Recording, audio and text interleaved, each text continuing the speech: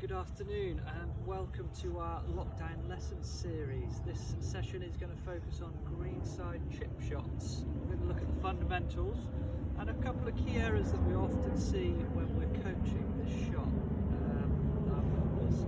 So, the chip shot is when we're in a close vicinity to the green. Generally the ball will roll a little bit further than it goes in the air. We're just looking to lift the ball from the fringes, land the ball on the green and roll towards our target. So we're going to have a look at first is the grip. When I'm getting people to play this shot, what I like to see is just hold down the grip a little bit more. What that's going to do is it's going to give you a little bit more control of the club head and also control your speed of your swing. So more so than being at the top. So let's just get those hands a little bit further down the grip.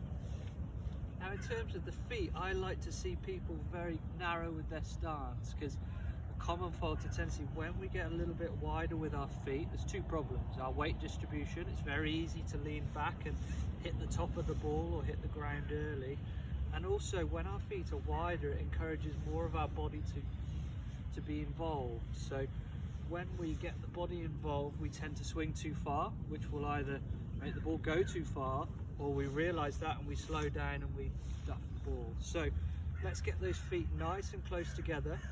The ball in the middle of your feet square to the target that we're aiming at, and let's just open that left foot out slightly. What that's going to do is it's just going to open your hip joint, and then that's going to allow you to swing through the ball and execute that follow through.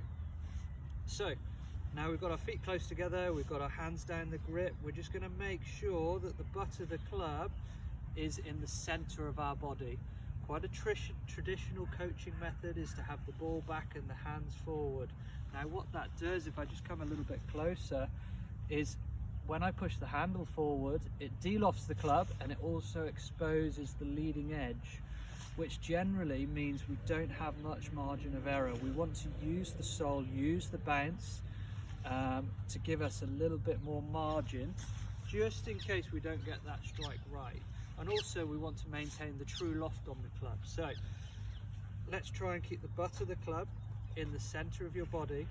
Now we want to probably put about 70% of our weight on our left hand side, and that stays there. It doesn't move through the swing, it just presetted there, and it just enables us to get a nice angle into the ball.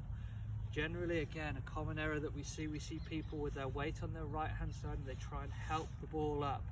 This club will get the ball up in the air for you if you get that nice strike on the ball. As soon as we start to lean back, we tend to hit the middle of the ball, and we all know that shot well, where it scoots off the other side of the green. So we're going to try and keep that weight on the left hand side. So in terms of the swing itself, I relate this quite closely to putting in terms of the fundamental movements. When you're putting, you're using your shoulders and your arms. There's very little wrist action involved at all, and that's how I generally think about the chipping technique.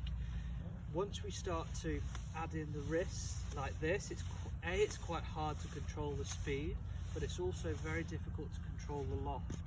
So we want to try and take that out of play, make our movements as consistent and as simple as possible. So let's have a go. Let's run through this. So feet close, hands down the grip a little bit, ball in the center, weight on your left hand side. Now of course, however far you go back, you want to go through the same. Try and keep those swing lengths the same. Gives you a nice consistent acceleration through the ball. So we've got the club in the middle. Now what you'll see is I have this nice triangle between my shoulders, my arms and my hands.